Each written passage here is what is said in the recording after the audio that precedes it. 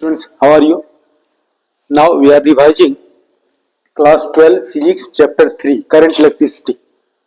So revision you can see ये Wheatstone bridge principle. Wheatstone bridge, ये Wheatstone कोई scientist का नेम नहीं है, ये क्या है ब्रिज के फॉर्म में. 4 रेसिस्टर्स हैं 1 2 3 4 यानी पी क्यू आर एस, ये वेरिएबल रेसिस्टेंस है. ठीक है, पी क्यू आर एस ये 4 रेसिस्टेंस है और ये 4 resistance are arranged in the form of bridge, so it is known as Wheatstone bridge. अब प्रिंसिपल क्या है, एट बी पॉइंट पर पोटेंशियल क्या होगा VB और डी पॉइंट पर पोटेंशियल क्या होगा VD, यानी VB is equal to VD.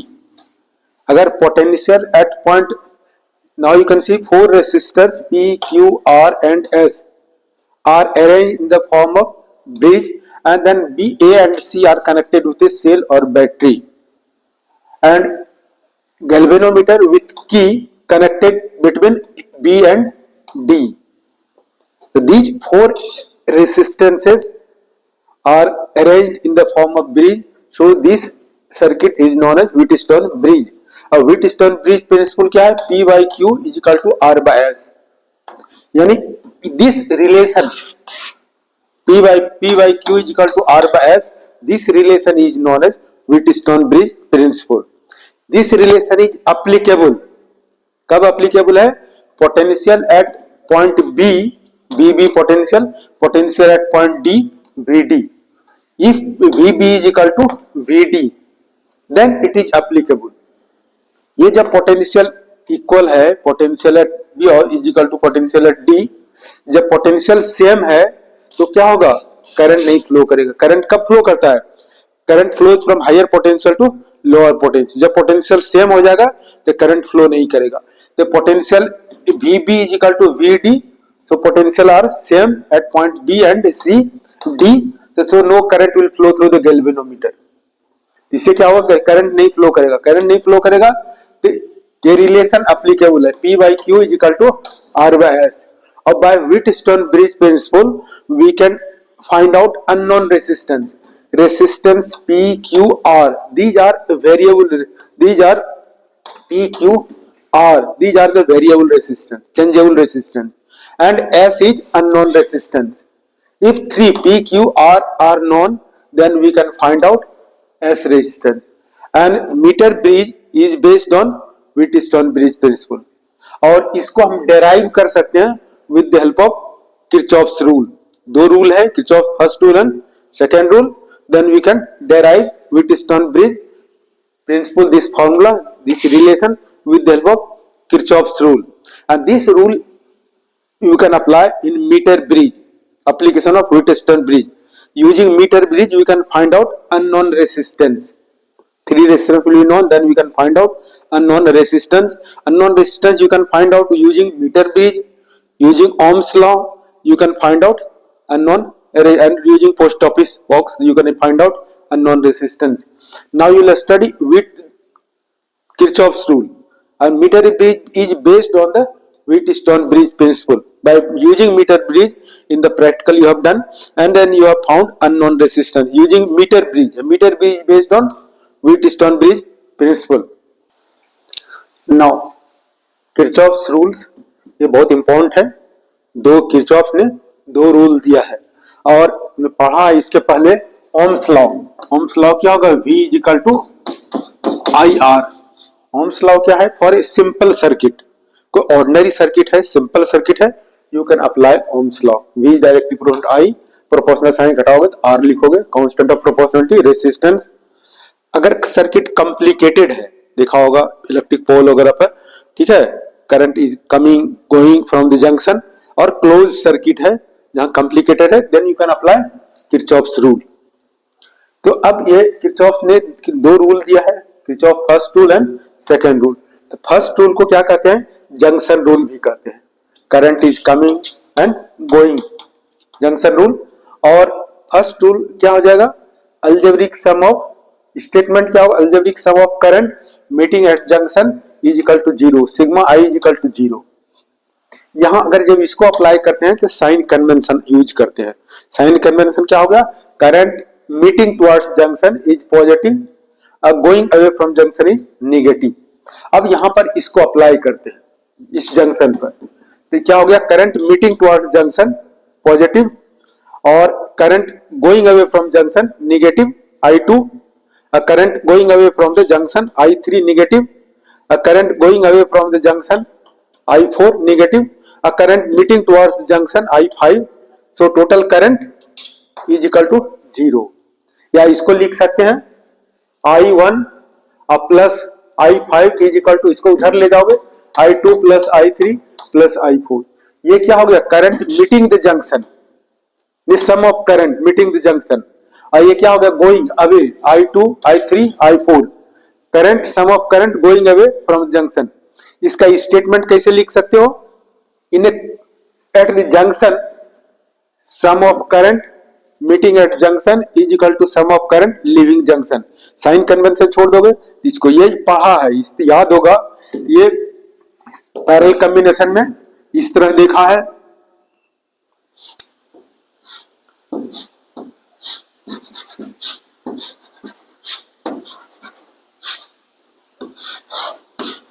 ये R1 R2 और R3, इधर से बैटरी से करंट I आता है, इधर क्या हो गया I1 I2 और इधर I3, तो क्या होगा, क्या पढ़ा है ये I, this I current is equal to I1 plus I2 plus I3, ये पढ़ा है पैरेलल कॉम्बिनेशन ऑफ रेसिस्टर्स में। ये करंट I जो है, ये I ही करंट I तीन पार्ट में डिस्ट्रीब्यूट हो गया, यानी I is equal to I1 plus I2 plus I3, यानी ये जंक्शन है, किरचॉफ्स रूल अप्लाई करोगे तो sum of current meeting at junction, एक ही करंट मीट कर रहा है I, और going away from junction sum of current leaving the junction, यानी I is equal to I1 plus I2 plus I3।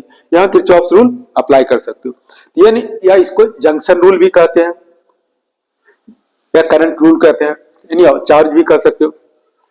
अब Kirchhoff second rule, second rule क्या है, ये अलजेब्रिक सम ऑफ पोटेंशियल। जब सर्किट है, सर्किट में क्या होगा, एक सेल होगा या बल्ब होगा, बल्ब के क्या फिलामेंट है, रेसिस्टर होगा, यानी सिंपल सर्किट में क्या हो सकता है, रेसिस्टर हो सकता है, सेल हो सकता है, ठीक है। तो कैसे, ये क्या है, लूप रूल है, क्लोज सर्किट रूल है, यानी मेश रूल है। स्टेटमेंट क्या हो जाएगा किरचॉफ सेकंड रूल का, ये सिग्मा है और ये चेंज इन पोटेंशियल है, क्या होगा, in a closed loop algebraic sum of change in potential involving resistor and cell is equal to 0। ये हमारा स्टेटमेंट हो गया।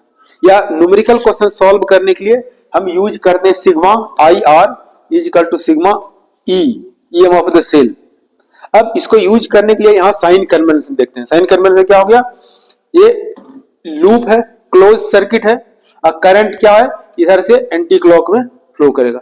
जब एंटी क्लॉक में, यहां इस रूल में देखो, ये आर का जो है, R will be always resistance always positive, तो क्या होगा, आई और ई पॉजिटिव और नेगेटिव हो सकता है।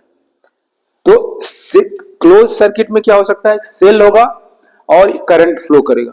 इन ए क्लोज, साइन कन्वेंशन क्या होगा, in a closed loop this again current is flowing anticlockwise direction, anticlockwise direction में करंट फ्लो करेगा। अगर एंटी क्लॉक है क्लोज सर्किट में, तो करंट और ईएमएफ को हम क्या कंसीडर करते हैं, पॉजिटिव कंसीडर करते हैं। अगर ये क्लॉकवाइज है, तो क्लॉकवाइज है, करंट फ्लो करेगा, तो आई और ई हम नेगेटिव कंसीडर करते हैं। क्योंकि ये इक्वेशन है, अगर माइनस से मल्टीप्लाई कर दोगे, साइन कन्वेंशन क्या होगा, चेंज हो जाएगा। यानी इसको भी क्या कर सकते हैं, नेगेटिव कंसीडर कर सकते हो, इसको पॉजिटिव कंसीडर कर सकते हो। लेकिन एक कॉन्सेप्ट याद रखोगे, हम कॉन्सेप्ट बच्चों क्या सिखाते हैं, anti clock we are taking positive, clockwise we are taking negative. एक कॉन्सेप्ट माइंड में रखो, but both are correct. In this way you can apply Kirchhoff's rule for complicated circuit. Kirchhoff's law से क्या use कर सकते, क्या find out कर सकते हो, ईएमएफ फाइंड आउट कर सकते हो, करंट फाइंड आउट कर सकते हो, रेसिस्टेंस फाइंड आउट कर सकते हो। इस तरह से ये things you can find out using Kirchhoff's rule. Application of Wheatstone bridge principle, ये मीटर ब्रिज है या स्लाइड ब्रिज है? दिस मीटर ब्रिज और slide bridge based on Wheatstone bridge principle. अब ये जैसे है, ये 1 मीटर ए बी जो है 1 मीटर वायर है, ठीक है, कॉन्स्टेंटन का वायर है, एलॉय है 1 मीटर। और यहाँ पर यह क्या है, कॉपर स्ट्रिप है, कॉपर स्ट्रिप इस टाइप का है, इस तरह से कॉपर स्ट्रिप देखा होगा। और इधर भी क्या है, यहाँ से कॉपर स्ट्रिप। चौड़ा इसलिए लिया जाता है कि रेसिस्टेंस को डिक्रीज करने के लिए। क्यों? रेसिस्टेंस पढ़ा है डायरेक्टली प्रोपोर्शनल टू एल और inversely proportional to area. Area of cross section अधिक होगा तो रेसिस्टेंस डिक्रीज होगा, इसलिए क्या कहते हैं, मेटलिक स्ट्रिप लिए है। तो अब ये यहाँ इस गैप में रेसिस्टेंस बॉक्स जिसका रेसिस्टेंस आर है, और यहाँ पर जो है इस गैप में क्या रखते हैं, अननोन रेसिस्टेंस जिसका रेसिस्टेंस फाइंड आउट करना है।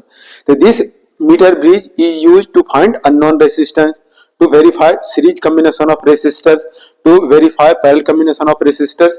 इससे unknown resistance mainly find out करते हैं। अब यहाँ से क्या करते हैं, गैल्वेनोमीटर है और जॉकी को कनेक्ट कर देते हैं, और ए बी से ये बैटरी यानी सेल और की को कनेक्ट कर देते हैं। So it is based on Wheatstone bridge principle. ये लेंथ क्या हो जाएगा, ये पी हो गया, और लेंथ क्या होता है, P length of the wire, इस length is directly proportional to resistance P. और ये लेंथ यहाँ से 1 मीटर है, 100 सेंटीमीटर है, ये एल लेंथ हो गया, तो this length is 100 minus L. अब ये क्या होगा, व्हीटस्टोन ब्रिज प्रिंसिपल है, तो पी बाई क्यू, ठीक है, यानी P R is directly proportional to L, तो यहाँ हो जाएगा क्या, P directly proportional to L, यानी पी इज इक्वल टू क्या होगा, के एल, और यहां से ये हो जाएगा क्यू, क्यू कह सकते हो इज इक्वल टू के 100 माइनस एल। अब डिवाइड करोगे यहाँ पी बाई क्यू, के कैंसिल हो जाएगा, एल बाई 100 माइनस एल, और ये आर बाई एस। एस क्या है, हमारा अननोन रेसिस्टेंस है, एस इज इक्वल टू क्या हो गया, 100 माइनस एल इंटू आर, अब बाय आर एल, इस तरह से। अब कभी कभी क्वेश्चन में देखा होगा, एनसीईआरटी क्वेश्चन में भी है, अगर हम इसको एक्सचेंज कर दें, इसको इधर कनेक्ट कर दें, इसको इधर कनेक्ट कर दें, तो what will be the formula, formula change हो जाएगा। इसको हमने क्या किया, ये अननोन रेसिस्टर यहाँ कनेक्ट कर दिया, इसको यहाँ, तो ये एस क्या आ जाएगा, इधर आ जाएगा, आर क्या आ जाएगा, इधर आएगा, ये हमारा अननोन रेसिस्टेंस है। इसको कैसे फाइंड आउट करोगे, this you can find out, ये हमारा व्हीटस्टोन ब्रिज प्रिंसिपल है, P by Q is equal to R by S, यहां तो वही रहेगा, एल बाय 100 माइनस एल। अब यहां आर बाय एस, तो क्या हो जाएगा, S by R, S by R, S क्या है, हमारा अननोन रेसिस्टेंस है, एस इज इक्वल टू हो जाएगा L R by 100 minus L, ये फॉर्मूला हो जाएगा। Sometimes it is given numerical question, यहाँ अननोन रेसिस्टेंस है, अननोन रेसिस्टेंस को हमने क्या यहाँ कर दिया, ये फॉर्मूला हो जाएगा। अगर ये आर एस यहाँ लगाया है, ये अननोन रेसिस्टेंस फाइंड आउट करने के लिए फॉर्मूला हो गया। अगर हम अननोन रेसिस्टेंस को इधर लगा दिया, नॉन रेसिस्टेंस को इधर, तो ये फॉर्मूला आ जाएगा, unknown resistance S is equal to L R by 100 minus L. इस तरह से unknown resistance we can find out using metre bridge. Okay, now you shall see electric power. Electric power क्या है, rate of doing P is equal to W by T, rate of doing work, या energy, work के place में energy लिख सकते हैं, energy consumed in unit time is known as electric power. अब ये पावर P हो गया। अब पढ़ा है डिफिनेशन पोटेंशियल का, V is equal to W by Q, work by, तो W इज इक्वल टू क्या होगा, Q I। अब ये W के प्लेस पर लिख सकते हैं V Q, तो W के प्लेस पर V Q, और यहाँ T है, ये Q बाई T, I जो है rate of flow of charge, Q by T, Q is equal to क्या हो गया, ये Q बाई T के प्लेस पर I, यानी P is equal to VI लिख सकते हो। अब यहाँ P जो है, P के प्लेस पर, अब ओम्स लॉ से V is equal to IR, ये V के प्लेस पर लिख सकते हो IR, I क्या होगा, I स्क्वायर R, यहाँ हो जाएगा P is equal to I square R। अब यहाँ पे दूसरा रिलेशन देखो, यहाँ P है, यहाँ P है, P is equal to V, और I के प्लेस पे लिख सकते हो, यहाँ V is equal to IR, I के प्लेस पे V बाय R, तो यहाँ पर क्या लिख सकते हैं, I के प्लेस पे V बाय R, तो क्या होगा, V स्क्वायर बाय R। तो finally you are getting relation for this power electric power का रिलेशन क्या हो जाएगा,